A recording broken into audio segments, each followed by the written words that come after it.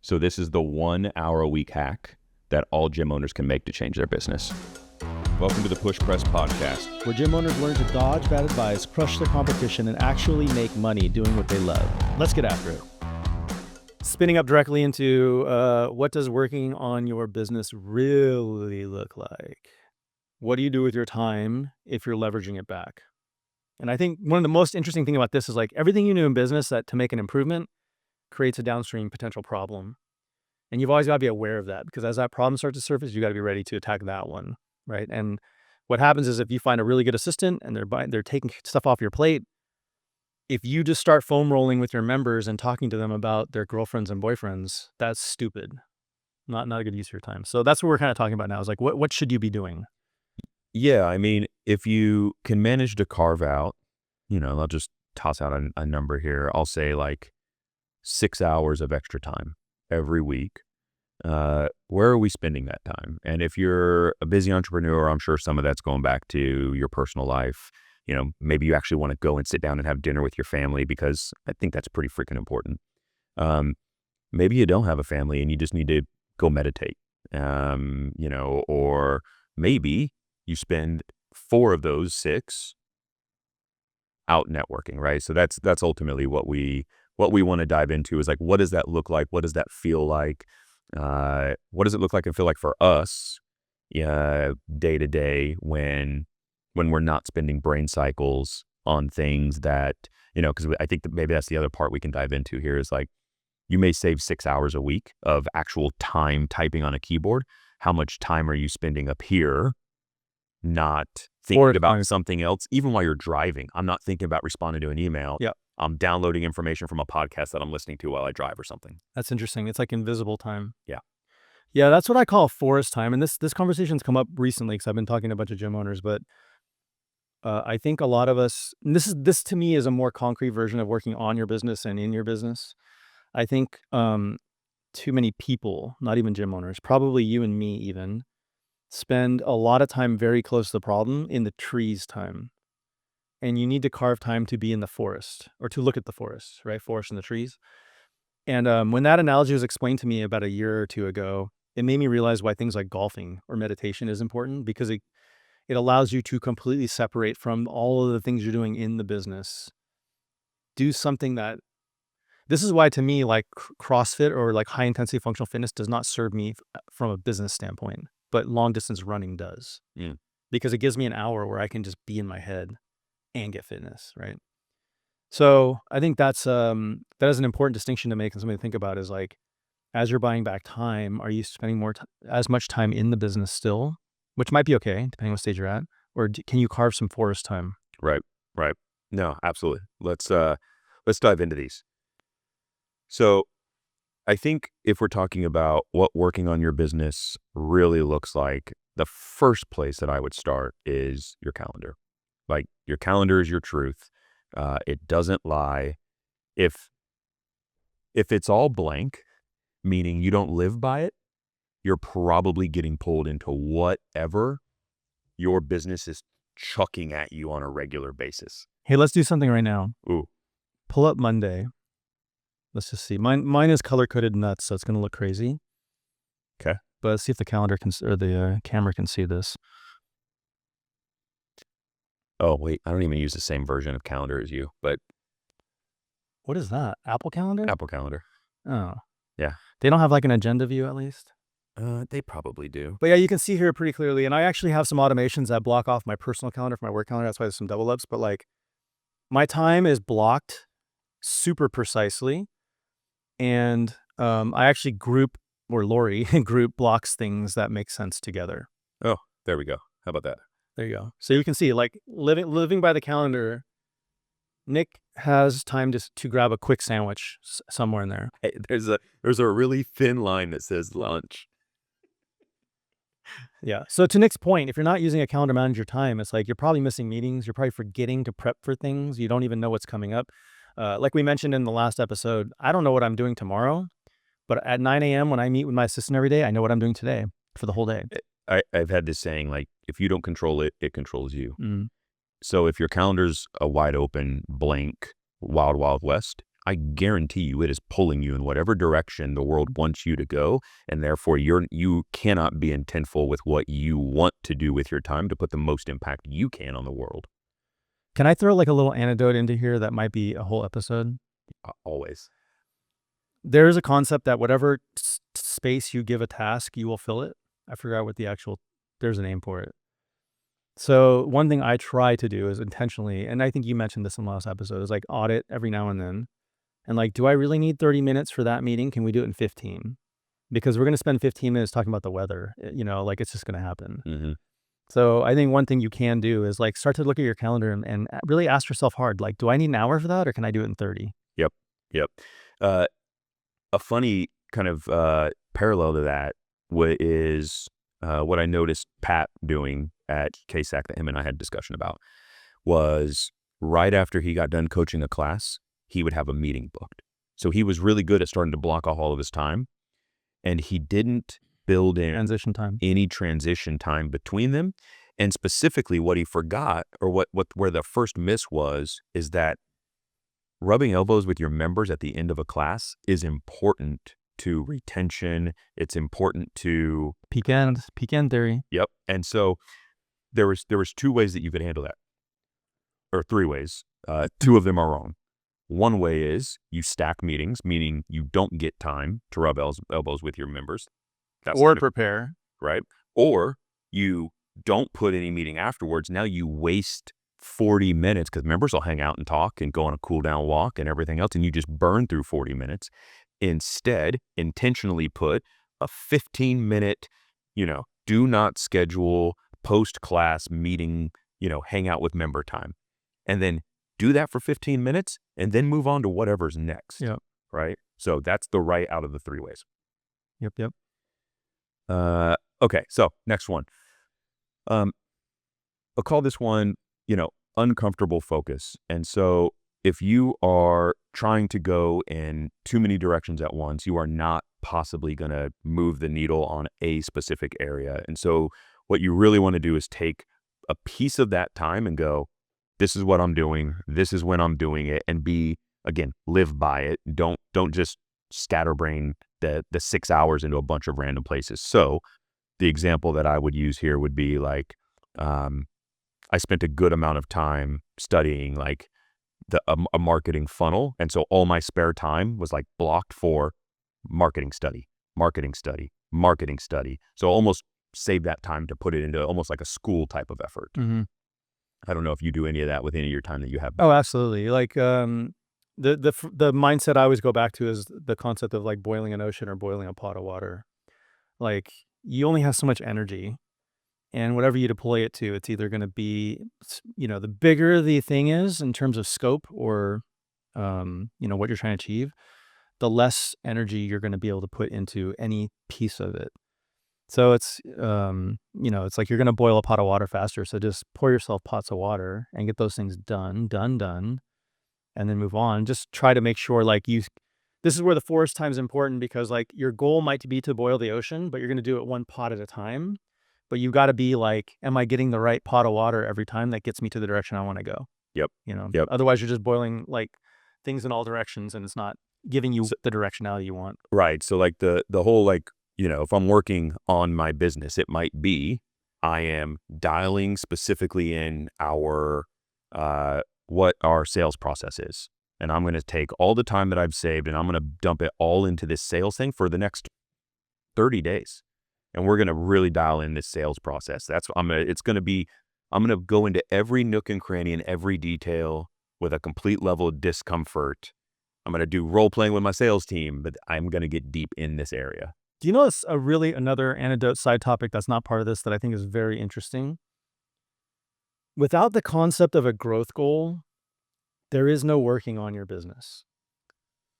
You know what I mean? Like, I feel like too many gym owners don't even know where they're trying to get to, and they're working on stuff that they don't even know how do you know if it's going in the right direction? How do you know if it moves the needle? Like, why are you working on sales if you don't know I need to improve my sales numbers by 18% by December?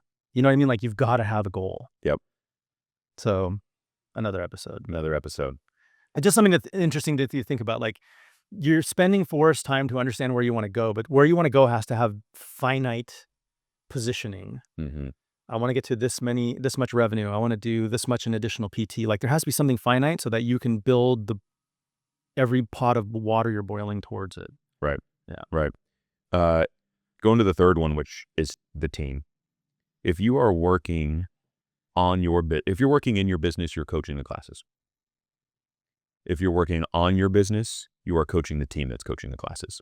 Coaching the coaches. And that'll look a lot of different ways. That'll be taking their classes. That'll be observing their classes. That'll be communicating with members to get feedback on how the coach did in a specific area of the class, not just going up saying, hey, how did Dan coach you today? But it was like, hey, how was Dan's, how did he wrap the class? Like, did you feel good when you left at the end? Don't worry about the beginning. I want to talk about the end, right? Like get deep, precise in a specific area. Yeah, if you really think about it, again, the difference between in and on, in is just like, it's so in the moment. It's like, I'm coaching a class. Like you can't get more than one with that. On is like, our goal as a company is to increase everyone's strength this month. And I want to have a customer satisfaction rate of 93%. And I like, you have these things, and then it's like, I'm going to take a class. I'm going to write down notes. I'm going to pay attention to what other customers are seeing, feeling, and thinking. I'm going to interview them. I'm going to talk to the coach.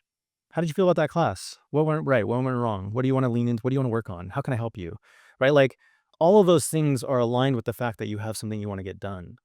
But if you don't have the forest time enough to even know where you want to go, like you're not even going to think. Like that was just like 20 things I just laid out that will take all week to do that you're not even thinking about doing, you know? This is where, if any of our audience has followed along with Dan's blog, which we can link in the show notes, we just changed from core values to operational tenets. And the dig deep one is like everything you just said. I'm like, oh yeah, that's digging deep into how can I build this team that can deliver an exceptional level of value. And that's not going to be done of like, oh, I observed a class and then take some notes and then emailed it to them. That's not digging deep at all. And the interesting thing is digging deep, you dig where the values are, right? So if I went to the whole company and said like, all we care about is extracting as much money as we can of our clients, then digging deep is going to be something very different than I want to build the best product that, you know, maximizes our clients' ability to run their businesses. So again, you can set operational tenets, but if you don't know where you want to go and you haven't made that clear to people, digging deep could actually cause problems too. Yeah. Right. Yeah. Yep. Absolutely. I think the next area when we're talking about, you know, what it looks like to work on your business is I'm gonna just say financial literacy. It is, you have to know the ins and outs of, and this goes back to what you mentioned, like what's your growth goal? How are we getting there? How much cash are you spending? Where is it going? You've got to be able to see the whole picture as a captain of the ship here. Yeah.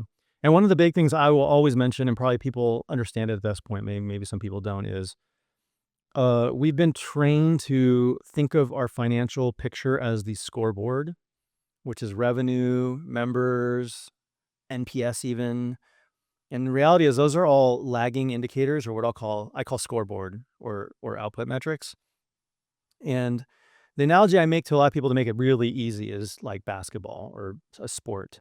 There's a scoreboard that tells you who won. There's an amount of time you have to play. Like the rules are very clear, but you don't win. You win by putting up points, but you don't put up points by putting up points. You know what I mean? That's the result of doing things. You win by dribbling and passing and finding the open teammate and running plays and stealing the ball, and blah, blah, blah, free throws. So it's like all of the inputs to winning should be where your focus is, and you have to know what the scoreboard is a result of to know what the plays you run are. And you should spend more of your time focusing on what are the plays we're drawing up to allow us to make more baskets than what is the score at the end of the day. Right. Yeah. Tallying the score for tallying the score's sake does nothing. Doesn't help you at all.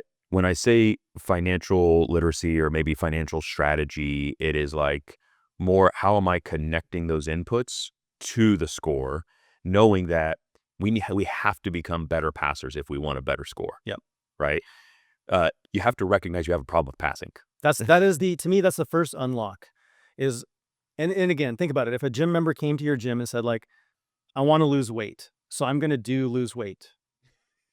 It doesn't even make sense, right? Like to lose weight, you got to eat, you got to start eating healthy. You got to understand how you sleep. You got to know like what we're training for when you come into the gym. Like those are the inputs to losing weight or whatever their goal is. But it's the same thing. Like, if you want to grow in a certain direction in a certain way, it's like you break that back down into like, what is that? What do you do? That's actually super interesting. You're right, because it's like, that really is coaching in a nutshell. Yeah. It's when the member, I'm going to keep going on that example. It's like the member comes to you and says, I'm not losing enough weight, or I've only lost X amount of pounds.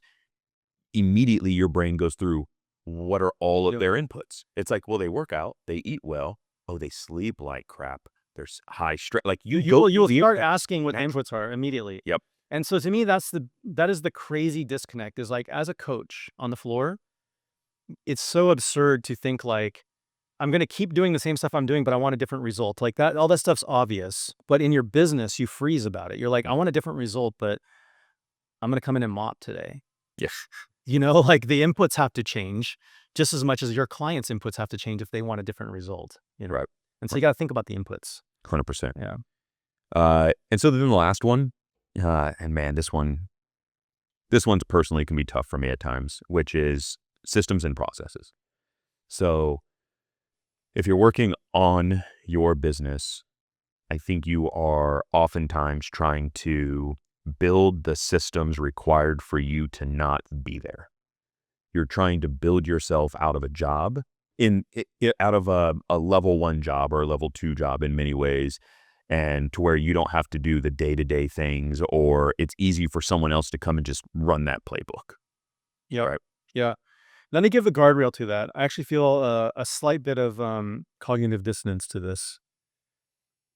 You're right, 100%. Like you should be building the playbooks that get you out of the business. The pause for caution I will give, and this is from my own personal vantage point, is if you do that too fast, you don't set the culture that allows it to happen in your vision, and you're going to end up with like not the right outcome. So it's this balance between, and I'm sure you've seen this recently, like I will helicopter in and be like, hold on, tell me more. I need to know, da da da da da. And I'm actually inserting myself more in the process for certain things. And if you just fully like, I feel like I've gotten bitten by the trust, don't verify thing more enough, where now I'm like, I have to make sure that they understand exactly with clarity, like how I feel it needs to be done, or they need to change my mind. So we're aligned. Yeah, I think we're saying the same thing. Yeah. It is like your systems and processes will need course correction or cultural correction maybe. And it's that, you set them all up, the team is executing them in various ways, and then you will come back in, or you as a business owner comes back in and says, you know what? Why are we doing it this way? Let's shift this. Let's change this. I see in the data that this is something I need to pay attention to. So maybe we just blow up this entire process. But the answer should be, you have a process, you revisit it, and you run loops around it. Yeah. And I do say from my position, it's super important as the owner of the gym or the CEO or whatever, to be open to the fact that someone could figure it out better than you. Yes. Because just because it's not how you pictured it to be done doesn't mean it's not the way it should be done. But you should go in and just say, like, just explain that to me. Mm-hmm. I'm open to learning. I'm open to being wrong, but I feel conviction that is nice. So this is where I go back to the like very strong opinions loosely held. Mm-hmm. I think if you don't have strong opinions as a leader, like your whole company is going to just morph out from underneath you. It's one of the things about the way that you operate that I really do appreciate, which is the tell me more about it. I'm open to being wrong. I want to learn about why you're doing this here, and here are my thoughts on it afterwards, like some more questions. And again, it kind of goes back to the digging deep, but you put someone in place, you do trust them to do it, but then you also get to learn the process that someone who was focused on just that area. So in the gym, it'd be equivalent of like, oh, we brought on a salesperson and they decided that they didn't like any of the sales process stuff that we were originally doing. It's like, okay, well, try it out. Okay, now tell me about it. What did you do? What did you change? Why did you change it? Shouldn't be, if you got the right person, it shouldn't be offensive. They should be like, this is why. Yeah. In the reality of it all too, it's like the true answer probably lies somewhere between you and them. or, if you're at conflict. Mhm. And it's just like, you've got to be able to willing to work to find that middle area where you're both wrong and you're both right. Yep. For the betterment of the company and the customer. Yep. Because wrong and right could be in the data and the output, the scoreboard. Wrong and right could be in the culture. Yeah. Or the core values or the tenets that you operate within, so there's some things to unpack there for sure. Yeah. Hopefully we didn't go too meta there over people's heads. So, to wrap this up, I think it's a lot about once you have your leverage back, where do you spend it? And these are all the different areas that we would encourage you to invest your time in. As a gym owner, as an entrepreneur, I would love to know, what is the longest amount of time that you have gone without taking a class, so to say, or without coaching a class for the sake of just, trying to stay on top of things, and instead dedicated all of that time back into one of the areas that we highlighted in working on your business. Email us, podcast@pushpress.com. And I think we're finding a trend here. I have another question. Dang it. Finding a trend. What I would love to know from people is like, hey, if you don't spend dedicated forest time, which is probably most of you, go take a 1-hour walk today or tomorrow and focus your energy, your mind on your business, and email me and tell me what revolutionary thing you thought of. Like, what mind-blowing thing came to your mind in that 1 hour of time that you were able to spend on it. Podcasts@pushpress.com. I almost said pushpress@podcast.com. Thanks, guys. See ya. Thanks for listening to another episode of the PushPress Podcast, where we help gym owners, entrepreneurs, and fitness enthusiasts thrive with actionable insights, inspiring stories, and strategies for growth. Don't forget to follow the show to stay updated on new episodes. And if you're ready for more, join our free Facebook community for gym owners. Check the show notes for the link, and we'll see you next time. Keep raising the bar for your business and community.